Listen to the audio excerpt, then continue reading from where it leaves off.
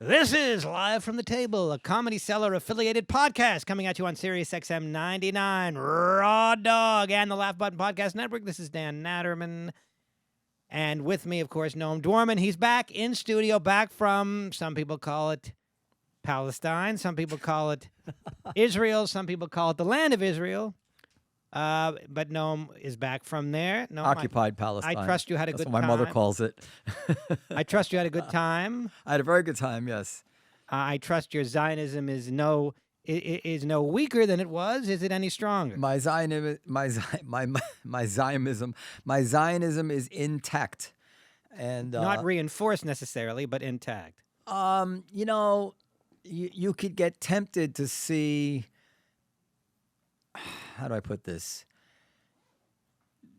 Ethnic pride is a double-edged sword, and there's bad sides to it. So, while I would confess that when I saw the remarkable achievements of this small country, the technological achievements, the just in the short time since I hadn't been there, the progress, I felt unhealthy or tinges of ethnic pride, right? But that's not something that I'm proud of. So, but I'm going to confess to it. Like it is remarkable, to see what's accomplished there. What was the question again? I said it's intact, but is it reinforced? So in that sense, it's reinforced. Why is that bad to have pride in? Because like you're saying, being proud of being Jewish. Because nationalism is not always the greatest force in the world, and with ethnic pride can come feelings of ethnic superiority, and can also the expressions of ethnic pride can lead other people to feel resentful or feel like you're taking a side swipe at them or whatever. There's a lot of and most of all, what do I have to do with it? Just because I happen to be born Jewish, I have a right to take yeah, that's great. People somehow related to me in DNA have accomplished this. Be that as it may, it is a remarkable country, and I think it's worth of admiration for that accomplishment, such an accomplishment in such a short time, and other nations could learn from that. Having said that, just as a matter of an embattled people who would be wiped off the face of the earth if their enemies could do so, yes, my Zionism is fully intact. And that's without regard to whatever policies of the new right-wing government, that I may or may not agree with, that haven't even been enacted yet, or if I would have voted for this party or that party. No more than I think that the French should be telling the Muslim women that they can't wear the hijab, right? Isn't that what they do in France? I think that's a terrible thing that they do that, but it doesn't implicate my notion that France is a nation and has a right to exist. That's kind of a domestic matter that I disagree with. So Israel may be headed for some domestic matters that I would disagree with. I don't know that, but that's a different issue to me than the fact that the country exists to protect the Jewish people from its enemies. And by the way, I forgot to introduce Periel Aschenbrand is also with us. Speaking of Jews. And she is our producer. And we have with us a returning guest, Jack Holmes. But did you want to ask me about the waitress? I do, but I just want to introduce to everybody okay, first.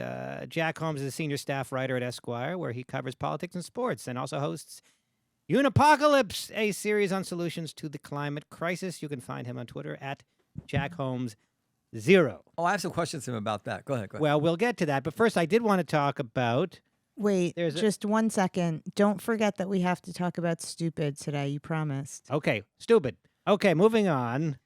I'm kidding. Stupid is Periel's... we can do it now so we get out of the way. Periel's web series, Stupid, premiering on... December 5th on YouTube. It's an animated talk show, a bite-sized animated talk show set on the stoop of the Comedy Cellar. Our first episode is with the illustrious Noam Dworman. Well, listen, the truth is, the only reason I'm the first episode because I was the funniest. I saw a bunch of them, and I was really funny, I have to say. Not that I'm always funny or find myself particularly funny, but the magic was in the air, and I was really funny. You watched a couple of them. You were much more interested in your own. Yeah, I'm so That's unusual. certainly not unusual.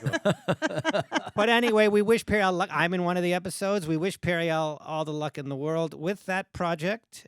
Yeah. She worked very, very hard on it And Nicole, with Danny Cohen. Nicole, you didn't introduce Nicole. Oh, I forgot. Nicole from the great city of Binghamton, New York, is our sound engineer. She works magic behind the scenes, seldom heard from, but we couldn't do it without her. For those of you back from your 15-second skip. Go ahead. Anyway, it's a little bit like Mr. Rogers' Neighborhood of Make Believe meets the Gary Shandling show. That's what your cartoon is? A little bit, because What? yeah, I mean it's supposed to start. Mr. Rogers? You ever watch Mr. Rogers? Neighborhood of Make Believe, when everything turns. So basically, the idea is that it'll start in the beginning. That was not With non-animated. It starts non-animated. It's No, with Mr. Rogers, he'd started off like real, And then we go to puppets. and then we go to the puppets. But no animated. It wasn't animated, Okay, but God, he I can't think the take- analogy is fair Okay. because it would go from real people to puppets. And so the second we hit the stoop, Meow, meow, meow, meow, meow. Go right? ahead. Exactly. That was the only part of the show I could really tolerate was the puppet part with, not the real stuff. Henrietta Pussycat. But anyway, the idea is that right now they're a minute and a half long. But the idea is once we sell it or partner with whomever to make them longer, they'll go much deeper and they'll be like 5 to 10 minutes. And there'll be live action and animation. Yeah. Kind of like the Phantom Tollbooth movie. You ever see that? No, but it's not. It's not. Well, Gonna Who be, Framed Roger Rabbit also had. Yeah. It'll start out. Yours is actually the only one that's going to do this in the beginning. So it starts out like you and I, and then the second we hit the stoop, everything You and me. Yeah, go ahead. actually. It starts out with you and me. Yeah. With you and me. Yeah, go ahead. It's after it's a preposition. Yeah. Object of preposition. No, but it's you and I start out. Because, Right, because it's a subject. Of the Right. sentence. Yeah, but that's not what you said. Go ahead. Okay. Well, let's play that fucking back and make sure. But anyway, that's sort of pedantic to really quibble with that. Yeah, but she deserves it. But go ahead. Go ahead. so it starts out in live action, and then the second we hit the stoop, everyone and everything turns into a cartoon. Well, By the we'll way, Periel, pedantic means like full, Okay. showing off your We'll- I'm learning. sorry. I thought I was actually the one with a master's degree in fucking writing. That's exactly over why I here. corrected you, because you always talk about your friggin' master's degree in English. we will talk more about stupid when the show is out, and perhaps we can play a clip, the audio anyway. I don't Oh, know. maybe. But I did want to talk to Noam, Okay. and we're going to get to our guest, Mr. Holmes. And feel free to chime in, Jack, by the way, on Thanks this for next having me, guys. topic. I've But there was a actually never waitress seen- here that I thought was rather pleasant that ended up getting fired. And I asked Noam if we could discuss it, because we won't mention her name, but she got fired because apparently, and everybody liked her and she was a good waitress and she did her job well. But at some point, I believe she left. Like she would, I don't know. She didn't have any tables, so she had a couple of free Oh, moments. no, she had tables, I think. Did she? I believe she had tables. I'm not sure. Well, she left the floor and she went across the street to get a drink. Okay, and Shot. and yeah. she was fired. And she got caught and she got fired, yeah. And But you're- but I was not necessarily in favor of her being fired. now notice. By the way, note that Noam owns the place, lock, stock, and barrel. So Well, this is a tough call because it is a serious thing for a waitress to leave the floor for any reason, let alone to go get a drink. but the fact that you were not in favor of getting fired and you are the owner, one has to ask the question, well, then why was she fired? Because I give that authority to my general manager who decided that she wanted to fire her. That she could manage the place better by firing her.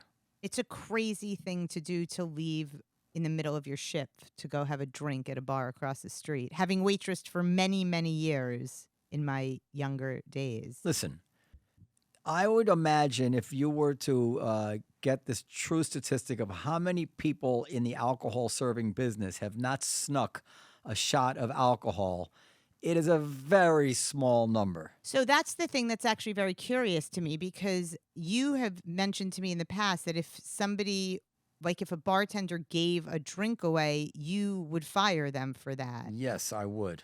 And that's something that was Because that's called stealing, Periel. well, I mean, you're calling it stealing in my experience. Am I being pedantic by calling it stealing? Yes, Well, you well, are. When you give somebody for free something that you're getting paid to collect money for, I would call that stealing Well, because no, but- I end up with less money in my pocket that's supposed to be in my pocket. But don't a lot of bartenders have the authority to give Right. away occasional free drink? No, they don't. Yeah. Not in our places. Okay, maybe not in your place, but in my experience, Well, but they don't have that authority. But here. I worked in so many But bars, and you didn't even specify bartender, but no. all over the city. Like if their friend comes in or their wife or their somebody, friend, that's great. Let me just give out drinks to people's friends. what if it's like if you buy one, you get one free? But that's not our policy. Okay. But back to the original thing, is the Yeah. problem that she had a drink during her shift, or that she left the premises to have said drink? Both. Those are both problems. Problematic.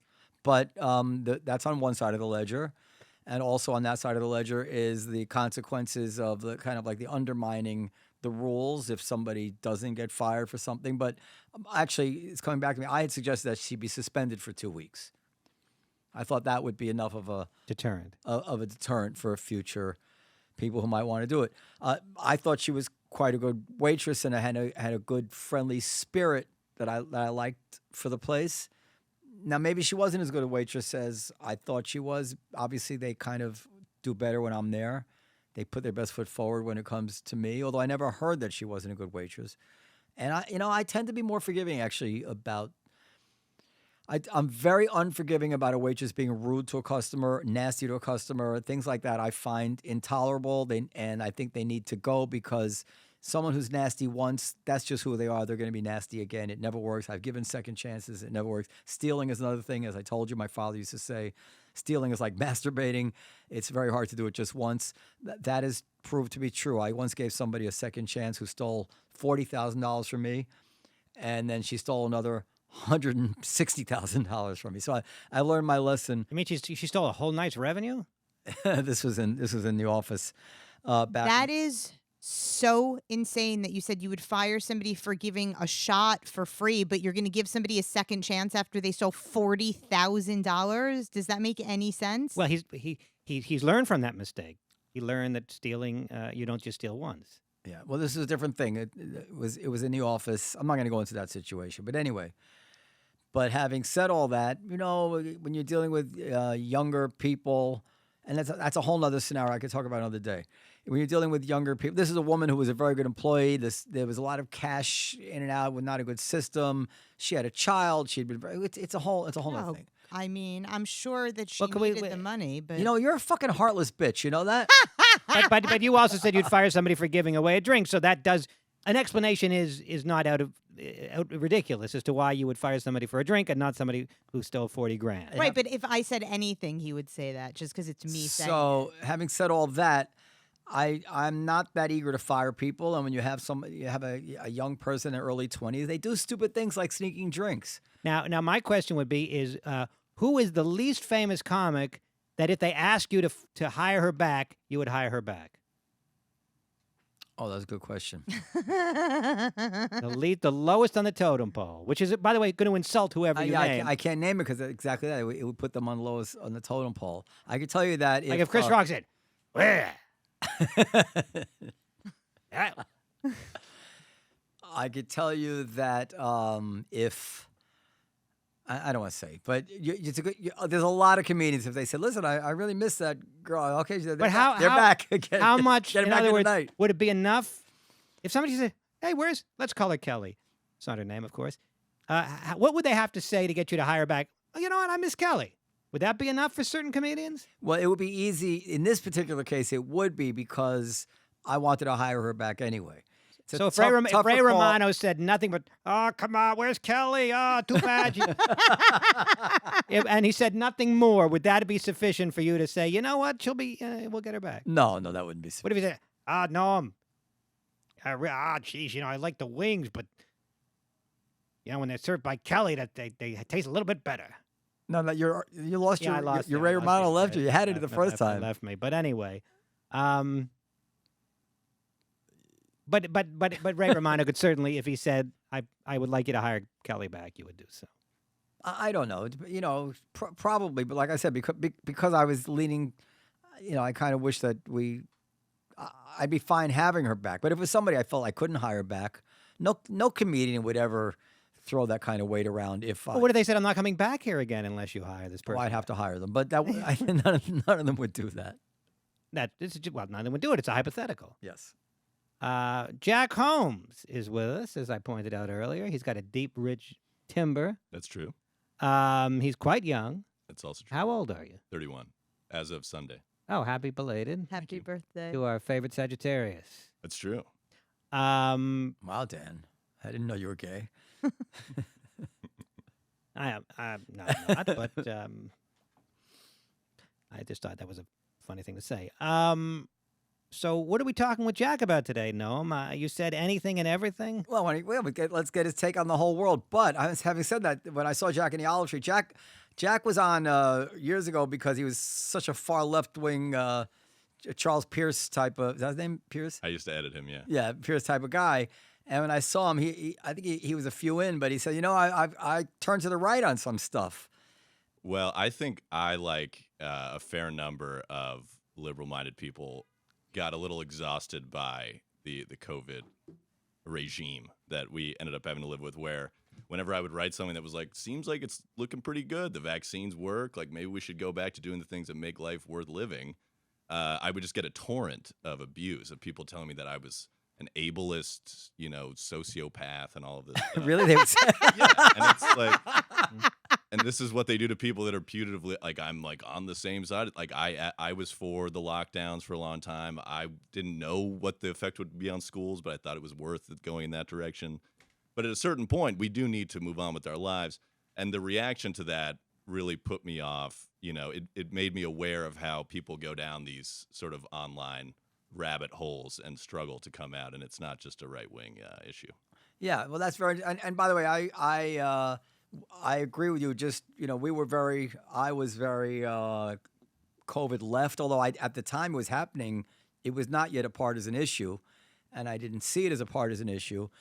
And then in retrospect, I think it's pretty clear that some of it was excessive, but we couldn't have known that at the time. I feel very confident it was the right decisions to make at the time. And then at some point, it was like, well, we have the vaccine, and we know very well what the risks are now, and we even have Europe is opening their schools. Like, what's going on here? What are we doing? And at that point, it became kind of ridiculous, right? Yeah, I mean, I got blown up on a Friday night by Taylor Lorenz, who's a Washington Post and I think now Atlantic reporter. She got fired, right? I don't know what the issue was, but She got fired for leaving the office for a drink. that's true, yeah. But, she blows me up in an 8 or 9 tweet thread on a Friday night about how it's because, Dave Weigel, who was her coworker, said, thank you for pointing out that nobody died because of the White House Correspondents' Dinner. I don't even remember this, but before the White House Correspondents' Dinner, which is D.C.'s favorite event, a lot of liberals are saying that this is going to be a super spreader event and implying that this is going to be some sort of mass casualty issue. And then, 2 months later, we don't really hear about anyone dying. And, of course, we can't say for sure that nobody on the, wait staff or anybody was negatively affected. But I did write something that was like, are we going to talk about how none of that came to pass? And, everyone was vaccinated and they went to an event, a gala event, and it was fine. And it's like a 9-tweet thread. All of her fans are coming in saying, how could you say this? It's horrific. And I'm like, but that's what happened. That's what happened. And if you're concerned about your risk of COVID exposure, that at some point it's no longer a social problem. It is a personal decision that you have to make based on your risk assessment. I agree with you. And of course, it really began to jump the shark during the BLM protests when you saw people just who had been so, angry about, there were some kids in like Midwest University, who were out in a river swimming. Do you remember that one? And there was they're going to get people killed. And then like a week later, George Floyd, everybody's out protesting, and they managed to rationalize the protest. It's like, well, what are you doing? Like, take some kind of principled stand. It was outside. Like the defense is that it's outside. It's no, hard that's to fine. get But it, they weren't accepting that defense from right wing type people, right? Yeah. And we didn't. Well, also know. the beaches in Florida, people were making a big deal out of spring breakers in Florida Yeah, that's the outside kind of on the thing. beach. Yeah, the Grim Reaper guy that was walking around. I don't know if you remember that. Oh yeah, that rings a bell. But it turned out that he was completely wrong, and people were totally fine to be on the beach. And as you said, we made some mistakes as a society in the beginning. We'd never gone through this since my grandfather died in 2021. He was alive for the last pandemic, but pretty much nobody was. So we didn't know what we were doing. Did he die of COVID? No. Wait, the last one was 1918 or something? 1919. Wait, so how this motherfucker was over 100? 101. Yeah. Wow. Amazing. Yeah. Now, did he have American. his marbles even toward the end? He did. Yeah, he totally did. Fought at Iwo Jima. Is a Wow. great man. Yeah. But nobody knows what we're doing. So everyone makes a big thing about Gavin Newsom in California. They fill in, or the L.A. County, whatever it was. They fill in the skate park on the beach in Venice, and everyone's like, in retrospect, obviously that was stupid because that's not a priority for the government. But at the time, we didn't know. So we should have. I think somebody wrote on this in the Atlantic recently. But there should be, hopefully from both sides, there could be a little concession that maybe some of the Democratic governments overreacted in some of the stuff they did because they didn't know what they're doing. Maybe the Republicans were a little too cavalier about the risk of death, and maybe we could hope to move on. Of course, this is never going to happen, but we can speak in fantasy. Yeah, the only one who's not defensible here is Tucker Carlson with his fucking vaccine denial and the Alex Berenson. That's a whole other thing. But so I think I told you in Forbes, was it? No, in Bloomberg, there was an article comparing Florida's lockdown, Florida's lack of a lockdown, Florida statistics to California's, and then controlling for age and various risk factors. And the article concluded, and this is Bloomberg, not a right wing, that actually Florida had a better record in the end than California did.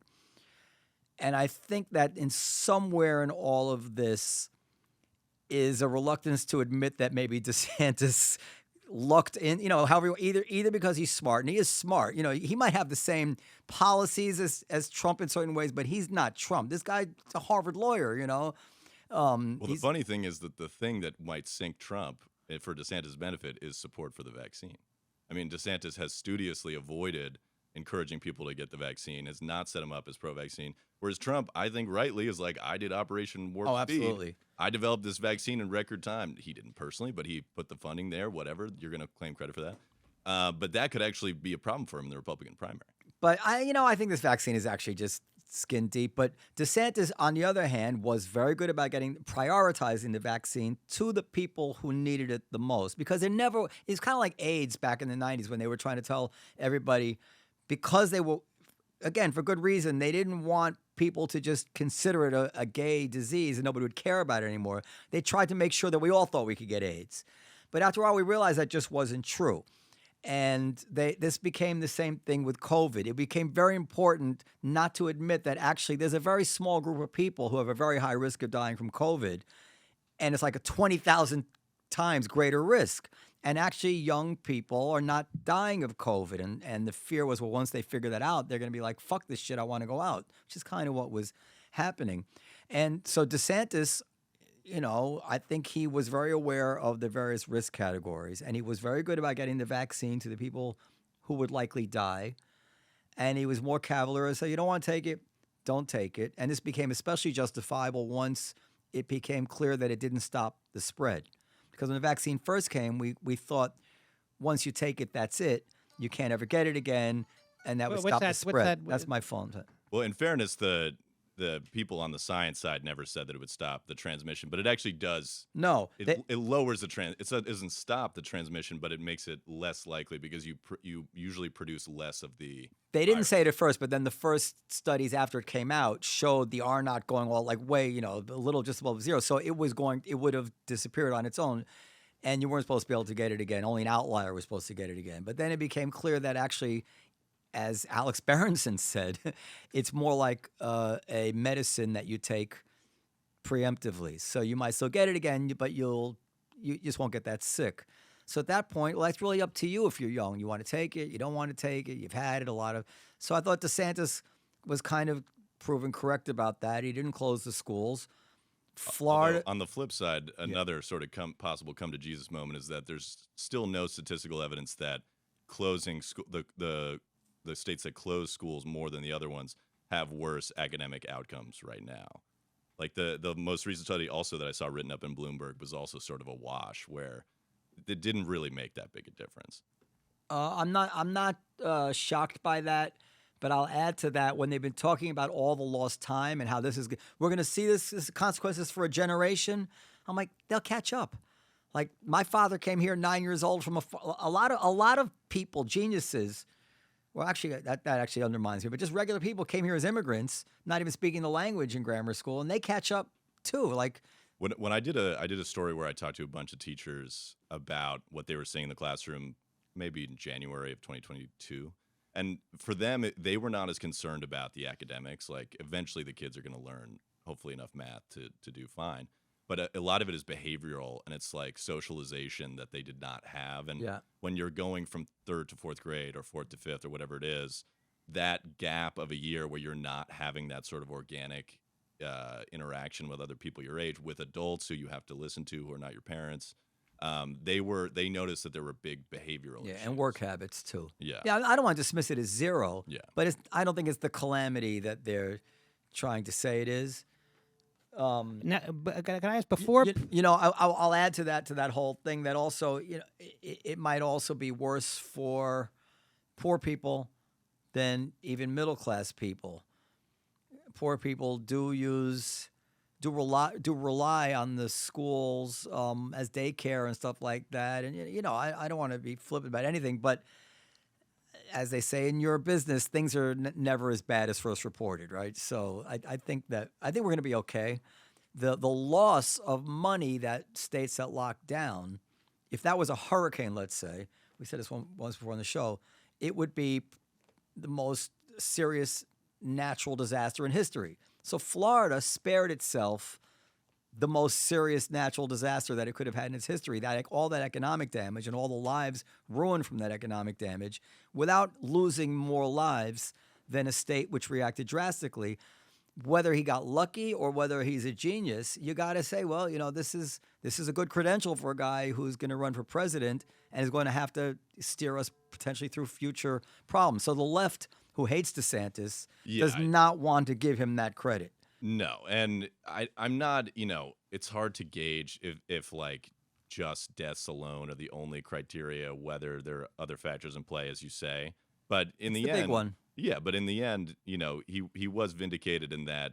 If I haven't seen that exact thing, I'll send you the article. Yeah, if California is comparable to Florida, then he is vindicated. Yeah, and it may have been lucky, right? It may have been lucky, but Well, I think it's likely that it was lucky. Yeah. What insight would he have had? Well, he had the same insights that Jack was having at some point long before. I mean, Jack was having his insight probably a year before policy started changing. We were all kind of getting the feeling. I mean, as soon as the vaccine started coming out, a lot of reasonable people were saying, "Okay, let's move on now. There's a vaccine," and it was almost another year before we really shed. But again, like I did work on this where I was like, my father is on the older side, has a bunch of pre-existing conditions. So, before I would go to a family gathering, I would take a test to make sure I wasn't bringing COVID in to give him COVID.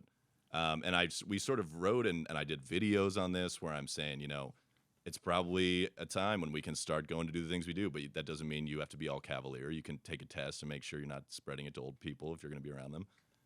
But there's really no market for that. It's really either you're a full-on COVID is not a problem for anyone, it's a conspiracy, whatever, or stay in your house. And this is a classic dividing line between conservative thought and liberal thought. And depending on the issue, I might find myself on one side or the other. But liberals tend to be more paternalistic, and conservatives tend to say more like what you're saying is, listen, you're adults, you have perfect information here, the same information anyone else has. You decide what's best for your family. You have somebody with a pre-existing condition, be more careful. You're at college. I mean, colleges were shutting down. One person would get COVID after the vaccine was there, and they were just sending everybody home. This is crazy. Mm-hmm. And the interesting thing is, among China's many problems is that they've done the zero COVID thing, and it's obviously this big authoritarian nightmare, but it just showcases that in the end, everyone's going to get this virus. Like you can try and have these lockdowns for years and years and years, but like the end game is that everyone's eventually going to get COVID. Like my dad ended up getting COVID, and he made it because he was boosted, and was the right thing to do. But they have really paid the price for this. What I guess conservatives would think of as the ultimate sort of democratic policy of lock it down. Now, what do you think is going? Are you knowledgeable about China? Why are they doing this zero COVID thing? I think they've just gone down that road, and I don't think their vaccines are very good. Is that what it is? Yeah, I think they're like, if ours, I'm making this up, but if ours are a 90 we scored a 90 on the test, I think they're in like a 60. Why wouldn't or their less. vaccines be very good? That doesn't make any Too much sense? MSG. Exactly. Yeah. No, I don't know about the science of it, but everything that I've seen on that is that the Sinovacs, I think it's called, is just not very good. And now they've started bringing in Western vaccines, but of course, all of this is tied up in like, as you say, nationalist fervor and Yeah, the ego of having to bring in the Western vaccine, because we have the mRNA technology. They don't, as far as I know. They don't have the ability to. But the other thing, again, this is, we don't know this yet, but like the mRNA vaccines, are they that much more effective than the J&J, which I got because I'd already had COVID? I subsequently got an mRNA booster, but there's some, like, not a lot of data to back this up, but there is a school of thought that the J&J as a traditional vaccine actually performed better against the different variants because it works with your immune system in a more traditional way. Yeah, what I think my understanding of that is that if the virus had not varied or mutated, the mRNA was much more effective than the J&J. At the point when it mutated, then it's not clear anymore, because the whole beauty of the mRNA is that it's so perfectly targeted. Who knows? It's amazing technology, though. Yeah. But I will say, as the theme of this is that I'm quite happy that every day we don't, I don't spend my whole day looking at the news about COVID. I think we're all prepared. And would you also agree that given that Biden, more people have died under Biden than under Trump, the main difference being that this Biden's regime existed while there was a vaccine, that like what you said, there wasn't much we were going to do. Like, Dave, that's more sort of, sorry, go on. No, more people died under Biden. Is that what you said? Yeah, Oh, okay. Yeah, there's just sort of an inevitability about it, which I don't think that we as human beings are really ready to accept. That, like, for the entire history of the human race, we've had these viruses sweep in and cause a lot of damage, and hopefully we can mitigate the damage. And I think the decisions that political leaders made in 2020 are very defensible, and was the thing I backed. Well, they were made all around the world. Similar to, it's not like another. I mean, Sweden. The people made a big deal about how Sweden had less of a lockdown, but they still had a lot of social distancing in place, even there. Yeah, and I think hopefully, when this comes around again, hopefully not soon, there will be more of a nuanced approach. But if it comes around again and it really is bad, well, yeah, it's going to be hard convincing everybody of that. It's sort of a boy who cried wolf thing. If the next pandemic, not if people start dying. The thing about COVID, it was just like a lot of people were dying, but not that many people were dying, and they were old. If you had a right, I suppose, if you had a bunch of kids dying, yeah, like you wouldn't have to convince anybody to do anything. You lock it down. yeah. And we were tremendously lucky that babies didn't die. I mean, it could have been so much worse. It was sort of a starter pandemic in a way. I mean, it was still horrific. I mean, millions of people died, but compared to as we were talking about the Spanish flu, I mean, that's an entirely different thing where, as you say, 25-year-old kids were dropping dead. Yeah, the years lost, philosophers talk in terms of years lost. The years lost could have been way worse. I can't believe we lived through it. I'll tell you this, though. It was a pleasant time for me. It was. Well, if money is not a huge issue, it can be quite a pleasant time. You can go somewhere. Having a business. Have I said this on the show before? Having a business is such a stressful thing. It's always open. It's always there. You can never get away from it. During the pandemic, we were shut down. I was hanging out with Periel and her family a lot. We were shut down. That's why you enjoyed it so and it much. was nothing I could do. And with that came a serenity that haven't had since 9/11, which is the truth because 9/11 was Manhattan was shut Well, down. 9/11, your father was still alive, so you weren't as involved in the Comedy Cellar. No, but I had the Cafe One. I had the Village Underground. I had the Pussycat. It had a lot. Comedy Cellar was not even the. And that was only shut down for how long were you shut down after 9/11? A week? A week or No, two. not too Although long. you were in quite a pickle. On But I just 9/11. remember that feeling of nothing I could do. Like, and it was very, very relaxing. You'd have to experience it to understand. Although at one point during the pandemic, you did say, "What did you do so bad in your life that of all people you had to get stuck in a house?" With you. Anyway, so I was the only person you could talk about politics with. That's what you said. oh no, yeah, that makes sense. And then also the government was, the government took very good care of the businesses that it shut down, especially the nightclubs. Hey, can we? I not just so want much of the restaurants. just to outline a little bit the No, rest. let me catch you. Go ahead. I'll ask Jack. But I do want to get to Christy McVie Okay. and I guess climate change, right? Because that's sort of your. I have some climate change issues. Go ahead, Christy So, McVie, go ahead. but unless you have more you wish to discuss on this topic. No, we probably had enough of this. Go ahead. Okay, so Christy McVie or climate change? Christy McVie first, and then climate change. Is it Christine McVie or Christine McVie? I think. Christy It was. could be short for Christina. Yeah. Christine McVie, of Fleetwood Mac fame, died. I just found out before the show at 79 years old, which I You didn't. still realize. did the show, then. I'm proud of you. I didn't realize that she was that old. Do you know who that is? Fleetwood Mac. Right. So you know who Christy McVie is. Yeah, I mean, I wouldn't cast myself as a super fan of. Well, they were big in the 70s, so it's a little bit before you. But Christy McVie was at the piano. You see, Stevie Nicks, she didn't really play an instrument. I don't Much of it. know. She I don't played think like so. a little bit of, which is amazing because she wrote great songs, and usually people who write great songs are decent instrumentalists. I love Stevie Nicks. I think she wrote them along with Lindsey Buckingham. Excuse me, I'm coughing. Go Do you ahead, have COVID? I don't have cough. I choked on the water. Go ahead. But Christy McVie was a pianist, and she wrote several songs too. Songbird, Over My Head, Say That You Love Me. Anyway, I love you. huh? Oh, Is that the name of one of her brother. songs? Or are you confessing your love for me? No, you said "Say That You Love Me." Oh, okay. All right, okay. Anyway, but I wanted to ask Noam because Noam's our resident music nerd. Who was the better musician overall, Stevie or Christy? Who was the baddest bitch in rock and roll, or at least in Fleetwood Mac, anyway? I don't know. I mean, as you said, Christy McVie actually played an instrument on a professional level. Like she was the keyboard player, I guess. So you would say she's a better instrumentalist. I don't know who's bigger talent. Stevie Nicks, I think, somehow became a bigger star. Well, Stevie Nicks was sexier. Yeah, we could go through. Stevie Nicks wrote and sang "Dreams," right? Here you go. Yeah, Dreams. and that was one of their very biggest hits. And Rhiannon, Yeah. which was also huge.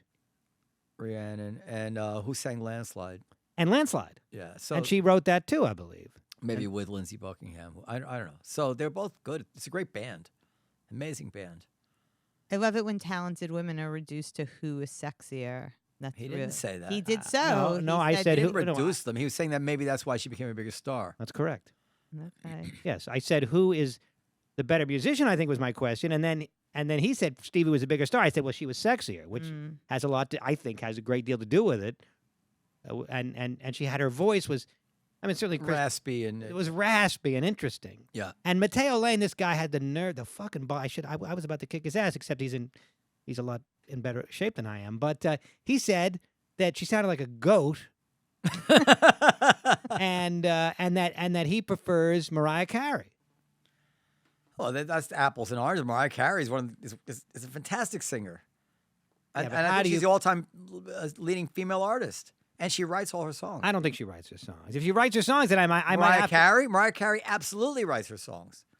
I I have don't know to, if she's written every song she's ever performed, but she when she hit the scene, she's songwriting. Are you gay now? She produced her own demos and brought them to Tommy Mottola before she was famous. Mariah Carey is a big success. I don't know that she wrote her own stuff. I had to verify that. If she did, then I might have to go rethink this whole thing. Wow. You didn't know that? Let me. No, I just assume she didn't because she's a singer who doesn't play an instrument, and so generally speaking, singers that don't play instruments don't write their own How songs. many of Mariah Carey's songs did she write herself? Now, as I said, Stevie, I guess, was an exception because she didn't play really. I think she played a little bit of tambourine. And, One question is whether they have a songwriting credit or they actually wrote the song. Because, everybody gets a songwriting credit, really, if you're a big enough star. No, Mariah Carey is a great songwriter and talent. She's no joke. She broke out on the scene with songs that she had written herself. well, if that's the case, then I guess I have to rethink it. Meanwhile, now you with that baritone voice, do you have any musical ability? Doo-wop band, perhaps? I've been known to sing a little bit, but no. My mom tried to make me learn the piano when I was about 9, and that put me off the music business. Oh, but I'm talking about your voice here because that's what really stands out with you. No, I don't. I don't. Did your guidance counselor ever say, "Look, forget the grades. Traffic and weather is your future"? I should be so lucky. Yeah, Be on New York One. Your first album can be called "Abel, a Sociopath." Yeah, exactly. I would fly off the shelves. It's amazing. Why was it ableist? Because it is a real issue that people that are disabled, some are at higher risk of dying of COVID, and we should be cognizant of that. But me saying that people should feel free to go to a sports game is not really ableist. I don't think. No, it's okay. So now that you've had a little taste of it, are you exhausted with this whole woke PC? What does woke mean? People now it's been so bled of meaning to me. I think politically correct, but even more so. Yeah, I mean, there's certainly there are movements online that are ultimately unproductive, I think. But if being woke is like aware of the fact that police treat me differently than somebody who's black, I think I'm woke.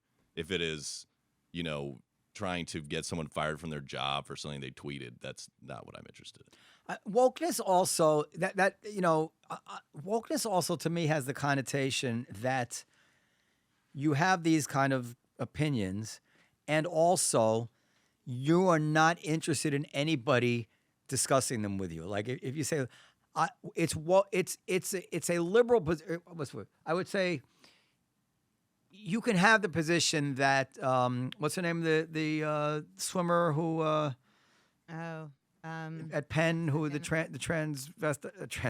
transgender swimmer. Well, Lauren? Was it Lauren? Whatever her name was. So you could have the position that I don't think it's Leah Thomas. Leah Thomas. I think it's fine for her to compete in female sports. Like Alan Dershowitz had that position. I wouldn't find that as woke. It becomes woke when you say that and you think anybody who disagrees with you is a monster. That's part of the whole woke thing, is this opinion of anybody who disagrees Or with you. should be canceled.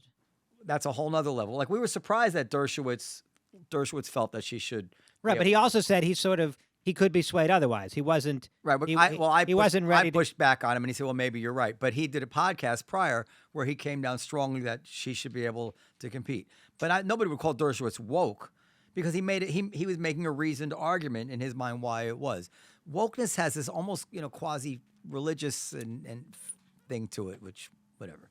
I don't know. I mean, that's why they call it woke, right? I think the term now is not very useful because it's basically just a term of derision that people use for people whose views they disagree with. Yeah. I do agree that if the way that you talk about the issues is really just to show that you're part of some in-group and that like you are in the right place and everyone else who agrees with you is in the right place and everyone else is a problem, does not seem like a productive way to conduct yourself. But it's certainly not exclusive to the far left, and it's also I think people they get very upset. They for things that affect them personally, especially. They viscerally feel it, and they do react strongly to people who they think are not.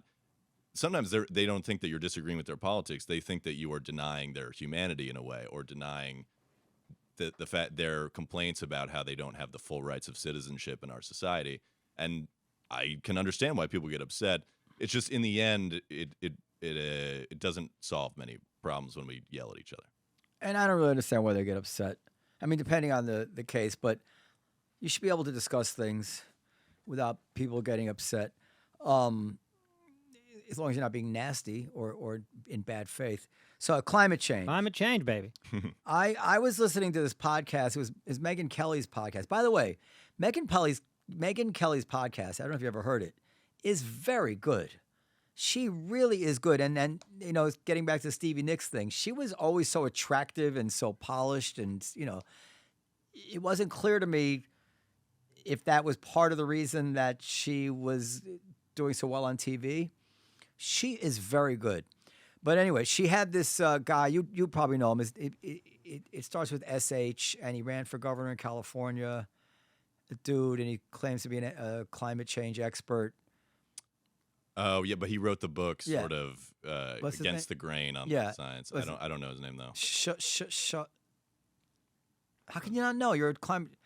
All right, we'll look it up. But he got bulldozed by Gavin Newsom. And he came out with this stuff, essentially saying that electric cars, because of all the minerals and everything needed to produce these electric cars, will not be the answer to auto emissions. You know anything about that? Well, I know was something about it. shocked by this. You know something about it? Well, from everything I've read, is yes, you produce more carbon emissions. The production of electric cars are much worse in terms of carbon emissions. But after about 5 years, you break even because there's less, because you're using electricity, and hopefully clean electricity, ideally. And then after that, there's a net benefit to an electric car. And as we use more and more clean energy, that mathematics will only get more and more in favor of electric cars. That's what I have read. I don't know. I think that's true. I mean, the one thing that Americans are very reluctant to confront is that the internal combustion engine is one of the biggest climate problems we have. Because cars are so integral to American culture, we've designed our entire society around cars. Every city is designed around cars. But in the end, we need to change all the cars that we drive, because the exhaust is a massive problem. It's not the only problem, but as you say, yeah, and some of the minerals that you need to make a clean battery for an electric car, they're very hard to procure. You need lithium, which is only available in a few areas of the world, all this stuff. But in the long term, if we had a full fleet of 100 million cars on the road that were clean instead of internal combustion engine, it would make a huge difference. No, but he said we can't scale it up that high. It would become very, very expensive, and then the electricity to produce all the technology to produce all the electricity would also not work out. I don't think that's backed in the Schellenberger, yeah. I'm not sure that's backed in the mainstream. But I mean, doesn't mean he's wrong, but you should go and listen to it. It's on Megyn Kelly. It's also I did a story on. Yeah, I asked to have. It was one of my guests on my guest wish list. I think Schellenberger. Well, let's get him on. I think Coleman can help us get him on. So I was listening to this guy. I'm like, if this guy knows what he's talking about, this is serious. But I don't know if he knows what he's talking about. It's just a little short-sighted, because all of our survival depends on our ability to continue innovating and making better and better things. I did a story on hydrogen as a potential battery for cars, which is a complete alternative to what you would find in a Tesla or in any other electric car you'd find on the market now, which is a completely different way of producing cars, and it has different materials and everything. And if you were to scale that, yes, there are costs on the front side. Concrete and cement is a huge carbon problem. But in the end, if we change the way we do everything, which is what's going to have to happen, eventually we will come out the other side, and it's all dependent on genius engineers. Basically. Just how bad would it get if we did nothing and continued doing what we're doing? So I mean, that's a debate in and of itself, of course. The big thing that's been a problem for decades is that people talk about sea level rise, and that is simply not the issue that we face. The issue that we face is extreme weather events in many different forms that are going to kill millions of people. And before they even do that, those millions of people, hundreds of millions of people, are going to be on the move. So if you live in Bangladesh, and you have like 3 typhoons hit in a year, because they're going to become more ferocious and probably more often, eventually you're going to leave. And so where are you going to go? Are you going to go to a neighboring country? Are those people going to be happy to see you? Look at how we deal with the caravans that arrive at our border. This is a political problem way before the ocean is in your front yard or whatever. The fires out west, the droughts are going to be the drought in China this year, which basically was ignored by the West, was horrific. It was absolutely horrific. It basically was mass crop failures across much of the country. And these are the things in the shorter term. And right now, we already see these crazy storms, but those are the things and the political problems that they create are what we have to worry about. And also diseases, right? I was just reading about like the zombie virus in Siberia that Yeah, as the ice melts in the Arctic, there are these ancient viruses that are coming out of the ice that we have no immunity to This at was a all. science fiction movie, I'm sure. Yeah, It's already been. it could be a script. I think, yeah. I mean, and of course, on any particular storm, you don't actually know whether, like Florida actually has had a bunch of years would had fewer hurricanes as opposed to have. It's less about the number of storms than, if there's very solid science that as the earth warms, there's more water vapor in the air. And so then there's more precipitation in the clouds that falls faster. So you might have noticed in New York, particularly, we have a lot of flash flooding problems now in the summer. And it's not storm surge. It's a massive amount of rain falling in a very short period of time. And there are areas of Brooklyn and Queens that people live in basement houses. If there's a flash flood that they have no warning about, they are stuck in their basement, and people died. I mean, in 2021, there were 2 hurricanes where we had a lot of fatalities. And this is what in the near term happens, and then it gets worse as it gets hotter. Now, you'll be pleased to know I drive a Tesla, and it is the greatest possession I've ever owned in my life. But not because it's electric necessarily. You just the handling, the Well, I mean, it drives the way it drives because it's electric, right? I did not buy it to help the environment. But having said that, this is an important insight that Musk had, which is that, not everything has to be like taking your medicine. Like it's perfectly fine to make these cars desirable in their own right so that people will buy them, and the byproduct can be helping the environment, right? And that's a big part of the work that I've started doing with this Unapocalypse series, where the solution is going to come in making things cheaper and better. Like, nobody in the end, as you said, is really making that many decisions as a consumer based on their fear of, wildfires in California. But if, solar and wind are cheaper, which they are now, that is just wait, more cheaper than they used to be, or cheaper than coal and oil? cheaper than oil and gas. If you can, natural gas is very competitive still, but coal is no longer competitive at all. And the barrier to that, which was a feature in our series, is we need to basically redo the power grid of the United States. Basically, right now there are 3 grids that are separate, and they're all controlled by local utilities, and it's almost impossible to get a solar plant or a wind plant online in a lot of areas because the local utility is not that interested. They have their stuff going on already. That's not their prerogative. And it costs, there's a huge regulatory barriers, and it costs a lot of money to build these big transformers that are going to be basically the future of moving energy around the country. They're called transmission lines. But if we were to set it will take some government action. And actually, Joe Manchin's permitting bill, which a lot of liberals hate because it will make it easier to build fossil fuel stuff. It will also make it a lot easier to build these clean infrastructure projects, which we need to make what's already a very good product, solar energy, viable to supply the places where people actually live. But what about the problem that in solar, sometimes the wind doesn't blow and oftentimes the sun doesn't shine, and that means you have to store the energy, but that can cause problems because that's not necessarily efficient. So the storage is an issue, and there are a few ways to approach it. They are developing better and better batteries. That's another innovation thing. There are ways to use other power forms to store the energy. So there are models of using hydropower, which is totally clean, and we actually have a ton of already because we have dams all over the country. You can use hydropower as a means of actually storing energy from other parts. is that by you lift the water up? Yeah, You use energy to lift the water to a higher level, and then when you need the energy, you let the water fall? Is that how that works? Yeah, you have control over when the water is coming through the turbines. You spin the turbines, generates power when you need it. But the larger model is that basically right now we have a pie, and there are not a lot of slices of the pie. And the biggest slices are obviously oil and gas, and now to a less and less extent coal, and a bigger and bigger extent solar and wind.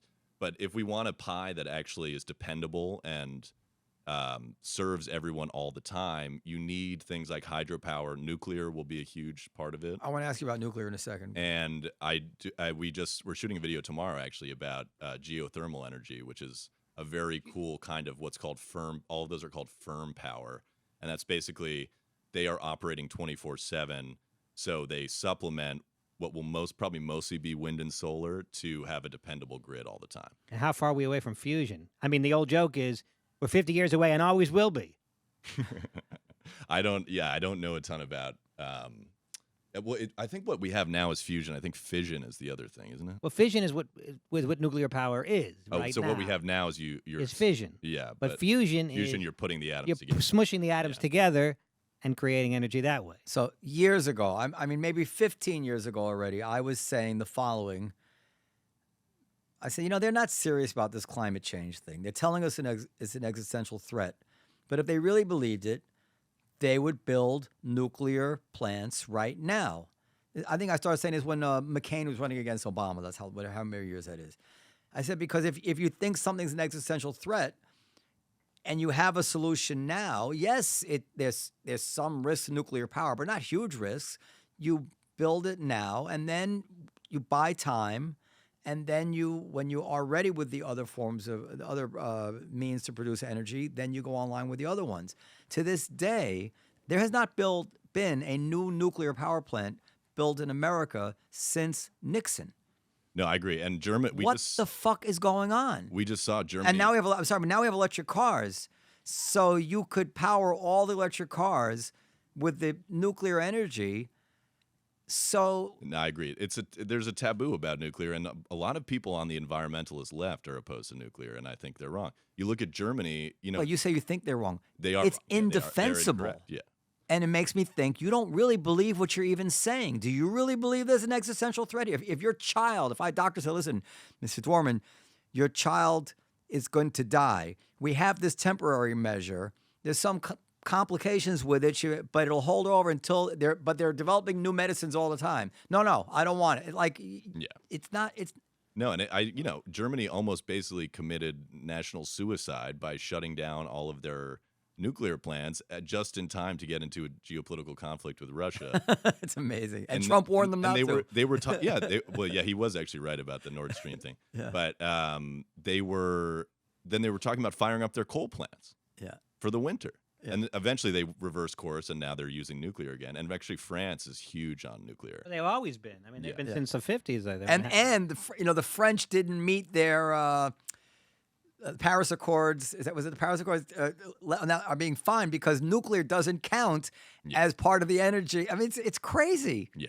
No. What a species we are. In Esquire magazine, actually, during the Paris Climate Accords, John C. Richardson went to Paris, and one of the stories he filed was about what was basically a smaller group of people who were dedicated to nuclear being part of this pie, of this energy pie.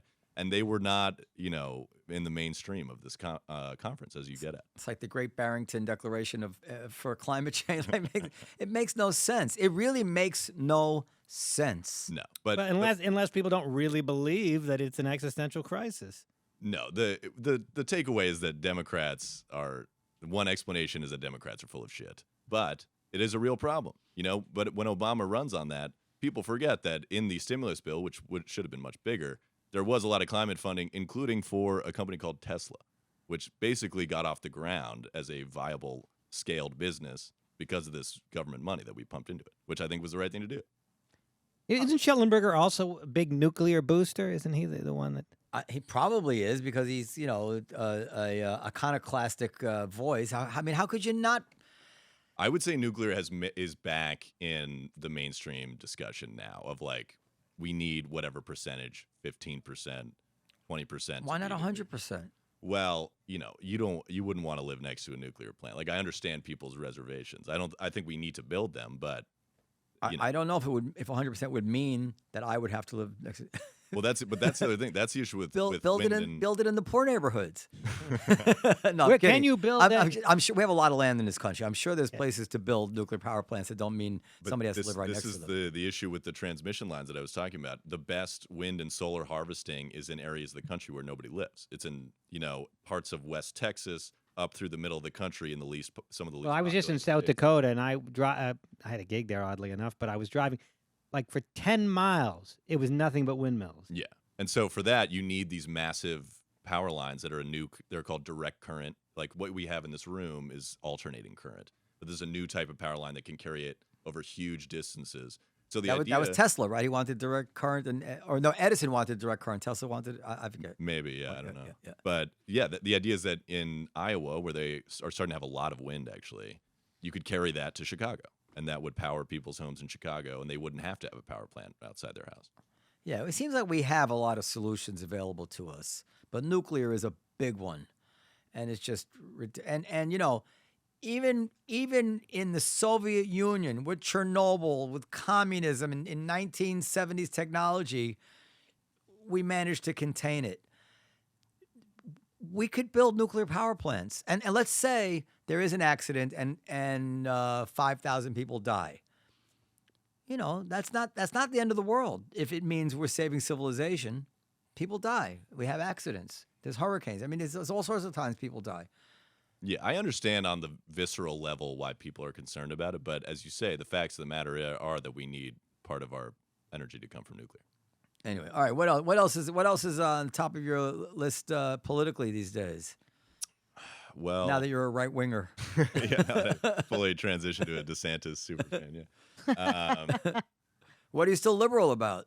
I am amazed at the idea, and I don't know if we should venture into this. Yeah, but go ahead. I am amazed at the idea that the solution to free speech in society is to give one rich guy control over what people are allowed to say. Well, he bought it. He didn't give it to him. But everyone is lauding this as this great moment for democracy. Now people can speak freely again. But can they? Nobody now it's a totally opaque process. Obviously, Twitter, he was right to lay off a bunch of employees. They had way too many employees.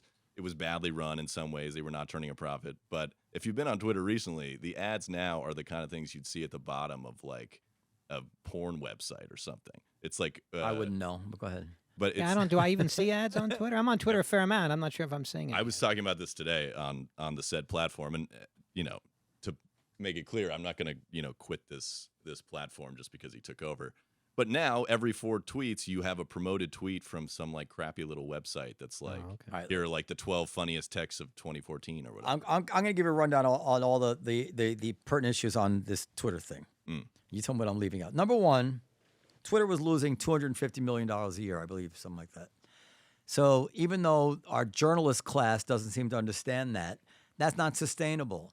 So taking over, he had to lower costs, lower expenses, and raise revenue.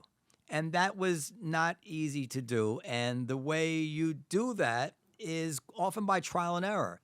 So yeah, he cut 7,000 employees. Twitter still runs. That's savings of hundreds of millions of dollars. Number one. Number two, it's very difficult to take over a business and steer it in a new direction with employees from the previous regime. They're psychologically inclined to resist you and to make any idea that you have fail. So he's right to want to clear the deck of all these employees or try to find ways of weeding out who will become a good team member and who will become part of the deep state, as it were. So, and because that's real, I took over a business once and I dealt with this very, very problem. This kind of a subscription thing, $8 for a check mark, whatever, that kind of blew up in his face. He tried, and I think that he'll have to try other things, and I wouldn't judge him too harshly for that.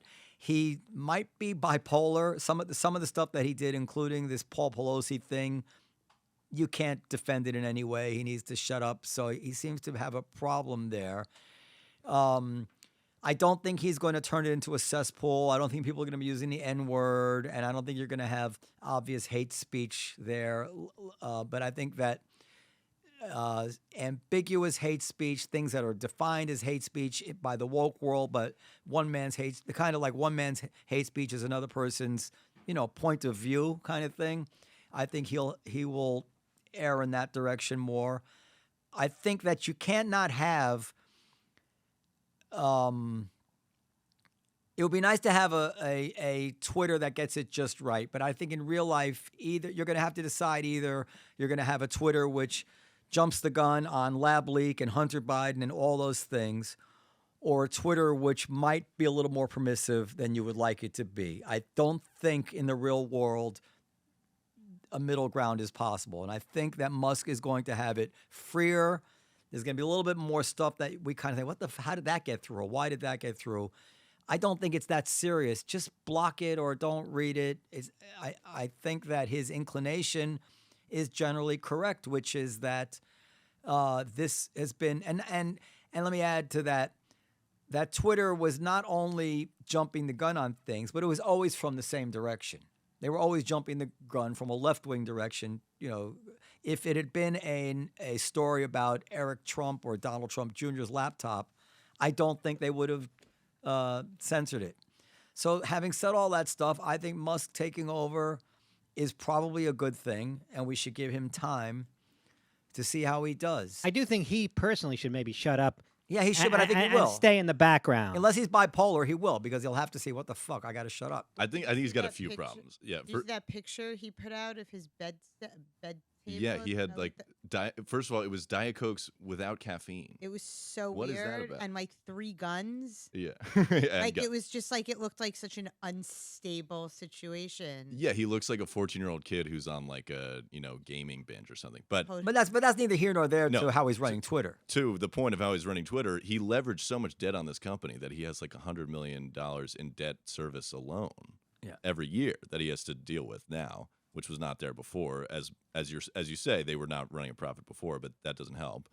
And his behavior, not just his personal behavior, but the way he's running the company does threaten to make it an inhospitable venue for people to advertise in. And that's why I'm seeing these crappy little ads. Yeah. Because nobody wants to advertise there. I think the reason they didn't want to advertise is because they got scared, because I don't think there's a huge return on Twitter ads to begin with. So I think they're all getting off, just like they get off Fox News when Tucker Carlson talks about replacement theory. And then a few months later, you find that they go back in once the temperature lowers. I believe that in the end, these advertisers will come back to Twitter if things calm down. And I just think there's a reason he tried to get out of the deal at every single turn. Oh, yeah. It's a horrendous business decision. It makes no sense, especially because this is a man who he manufactures like 40 to 50% of his cars in China, and now he's going to be the champion. That's of free the most speech. interesting of all. That's So the most interesting issue I read of a all. Reuters op-ed on April 25th, so very soon, few days after he agreed the merger agreement, and they were like, we don't think that Elon Musk will go through with this deal because it presents so many problems for him as the owner of Tesla. Yeah. There's no reason for him to do this. It's not worth it to him. And he tried to get out of it for that reason, because it's a disaster. Now that there are protests in the streets of Beijing and every other city in China, he's not going to come out and say, go free speech for the protesters. Well, let's see what he does. If he has balls, he will. There ain't no way. Or if he's crazy. I don't know. The reason I say I don't know, because when you're that rich, money may not be everything. Money may not be everything. People could surprise you. He's not. But again, it's reputational risk, not just to Twitter, but to him. A lot. But I'm saying caving into China, he will never recover from that in terms of his reputation in the world. He already has. He already backed China's side of a dispute about the Strait of Taiwan. Like he has too much of his business tied up in there to go after them. But the bigger thing is let's that see what he does. So much of the value of Tesla was not of its share price was not based on the fundamentals of the business. So much, like 90% of it. Tesla a year ago was worth more than the next 9 automakers combined. That's not based on how many cars they're producing. So you correct. I think like a typical PE ratio, price to earnings ratio is like 15%, 15 times in the stock market, and Tesla was like over 100. Yeah. So it's based on this mystique that he's cultivated, that he is a generational genius who will usher us all into the future where we fly into space and we have these cars. And by the way, as you put earlier, I think he did a great service to humanity in making electric cars not a Prius, basically. Yeah. But now he runs the risk, if he really fucks this up, of that sort of mystique around him fading away, and suddenly he's just another Silicon Valley guy who's a little hit and miss. Yeah, I'm rooting for him. I think he's made some mistakes in terms of not being able to control his ego. But I don't think he's going to make Twitter worse. And I think if he can hold it together for a couple of years, I think years is a fair. It takes me a couple of years to implement new policies in my business. If you can hold it together for a couple of years, figure out procedures and various things, ways of allowing people to speak more freely on Twitter, ways of identifying things that are reliable and not reliable. Other people will find ways of doing that. I think it will be a good thing. I do not like the censorship on Twitter, and I think that this censorship on Twitter, it's not just Twitter, which is a private company and they have every right to do it, but it's part of the death of 1,000 cuts that's happening to our general cultural norm of respecting free speech. Like we just expect in universities everywhere, people shouldn't be talking so freely. I was doing some research on YouTube. I mean, they had on CNN, they had the Grand Dragon of the KKK. The New Republic had a whole issue about the bell curve with, 5 or 6 black intellectuals debating this. There was a free speech culture 20, 30 years ago that does not exist anymore. And that's not to our credit. And people expecting Twitter to be part of this culture of censorship is bad. I think it'd be great if we had a huge institution like Twitter that didn't do it. But what's going on TikTok? What are the in terms of are you a big TikTok follower at all? Of course he is. I do enjoy it. So what's going on? What's going on there in terms of how they censor videos? Oh, that's a mess. Yeah, I mean, all that data is going straight to some company in China. But did they have? Is their free speech on TikTok comparable to how would you compare it to Twitter? Do they allow everything to get through, or is it more strict? It seems pretty algorithmic. I noticed that people, if they have a curse word, there's a big culture of putting text as you speak, and it's like goes along. It's like closed captioning, basically. And when people use a bad word, they like exit out in the thing, and that's how Instagram is also doing some of their COVID misinformation monitoring. It's algorithmic, where if you mention it, they start putting things on it, like, for better sources, go to the CDC or whatever. So you see some of that, but I think it's mostly the same model where people report stuff they find abusive or offensive, and then but is TikTok strict? Is TikTok particularly strict, or are they? Yeah, I would say, people get stuff taken down a lot. I would say. And getting back to the other point, so it was Eric Wemple who wrote that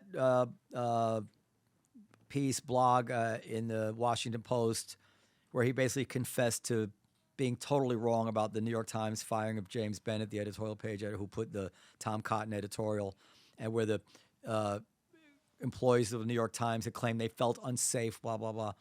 This is all what I'm talking about. That, like, how do we get to that culture where people on the New York Times, had somebody fired because he ran an editorial by a senator, Part of it was about the editorial like he freely admitted that he didn't look at it at all, that it seemed like there was some shoddy editorial process. No, did you read Eric Wemple's thing about it? You have to read it. It's all basically untrue. It had been fact checked. There was nothing wrong with the editorial. They printed Ayatollah Khomeini editorials there. There was nothing particularly bad in it, except he thought that we need to control the riots. He actually said anybody's peacefully protesting and free speech we have to respect, but this violence has to stop. Maybe we should bring out the military. I mean, I didn't support that. I might have supported it if it continued for another week. I know I was worried about it here. The riots died down, whatever. It was not a crazy position. But the idea they fired the guy, right, and they apologized. This is all part of this same attitude which freaks out if somebody tweets something. I would say, can't we survive this reading these things? I agree that there is a culture of censoriousness, but I think it's also important to consider that in the age of the internet, people now mock the term misinformation. But I was on Twitter, actually. I think she lost her House race in rural Missouri, but she's a Democrat. And she would talk about how she knocked on people's doors and they are speaking a different language of totally detached from reality. They've fully gone down these rabbit holes where, something becomes something else and it flies around the world twice, as they say, before the truth gets its shoes on. Whether we like it or not, we do have to exercise some control over the flow of information on a massive platform, because most people are not going to read, the follow-up the fact check that comes in, and they're like, actually, they're not, there's actually no basement in the pizzeria. Also, so they're if- not. if- They're if not Richard running- Richard Gere did not put a gerbil up his ass. from a business point of view, people don't want to be on a platform that is too toxic, that says openly racist things, where the N-word is flying around. No, I don't think you're- anybody's advocating that. And the issue of misinformation, like outright lies, is just a different issue. But I don't think I agree with you. I think that there's no alternative to what you're saying, and that we will learn to adjust. I believe that we will learn to adjust as a people. It is, but it's sad. It's not just, Democrats don't like that people think that they're, baby eaters or whatever. Like, real people are losing their parents to these alternate worlds that don't exist, and they become unable to communicate with their own family members. And I see these people pop up online just when I'm just cruising the internet. There are people like, yeah, my whole family, all my kids haven't talked to me in 4 years. I don't go to Thanksgiving anymore because they don't like my theories about what's happening.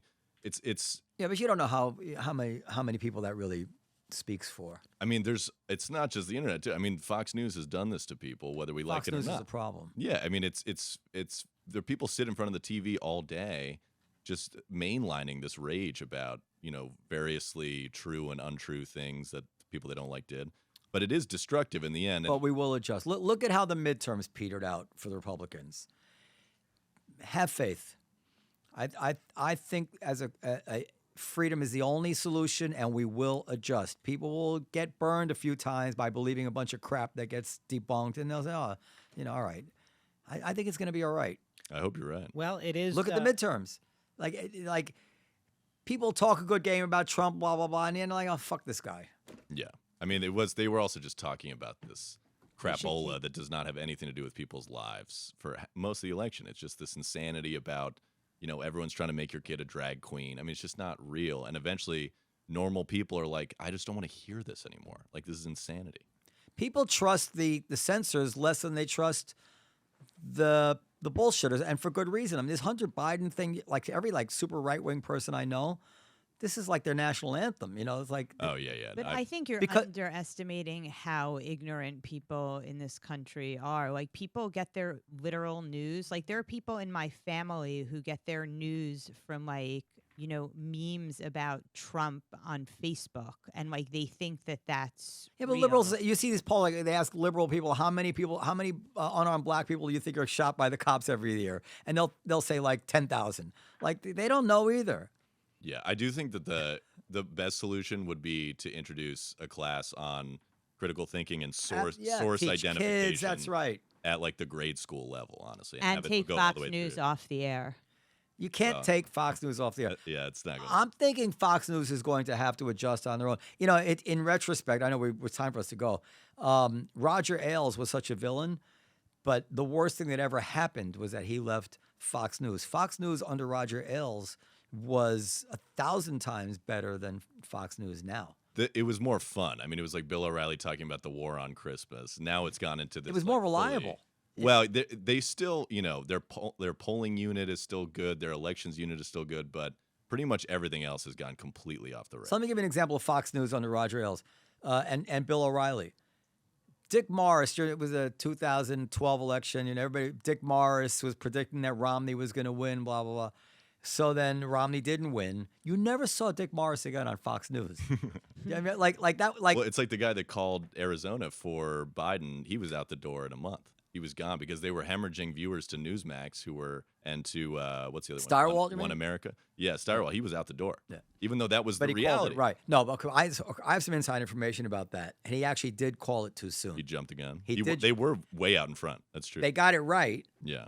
but it was an irresponsible call, and I know this from data journalists who were not, partisans. Mm. But essentially, Ailes had famously regretted hiring Glenn Beck because Glenn Beck was the first one and got rid of him. With the whiteboard. Yeah, well, and all this conspiratorial stuff. Fox News now is just I don't know if you saw it. Tucker Carlson was laughing about Paul Pelosi getting hit over the head with a hammer and implying that it wasn't true. And then he talks about bioweapons labs in Ukraine. Well, what I asked when I saw it, I was like, what if they had actually assassinated the Speaker of the House? How would these people have reacted? Who knows? It's not a good sign. It's not a good sign that they're just openly laughing. This guy's like 82 years old. He got hit with a hammer. It's beyond awful. Fox News used to have Charles Krauthammer, right? This was when Fox News was considered on 10 to be like the worst. We got to wrap it up.